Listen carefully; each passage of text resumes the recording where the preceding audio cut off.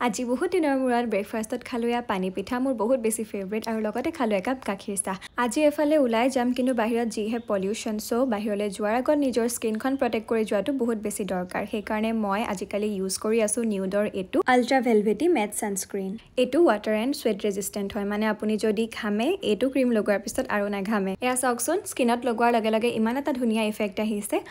oily স্কিনৰ কাৰণে বহুত বেছি পাৰফেক্ট হয় এই ক্ৰীমটো আৰু ক্ৰীমটো লগোৱাৰ লগে লগে স্কিনখন একদম স্মুথ হৈ যায় এইটো ক্ৰীম প্ৰাইমাৰ হিচাপে ব্যৱহাৰ কৰিব পাৰে মেকআপৰ আগত মই প্ৰডাক্টটো টেগ কৰি থৈছোঁ লগতে স্কেনাৰখনত স্কেন কৰিও ল'ব পাৰি লগতে এমেজন ফ্লিপকাৰ্টতো এভেইলেবল আছে আৰু এয়া মই হৈ গ'লোঁ ৰেডি এতিয়া অলপমান ওলাই যাওঁ মানে অলপমান শ্বপিং আছে সৰু সুৰা সেইকাৰণে এয়া ওলাই আহিছোঁ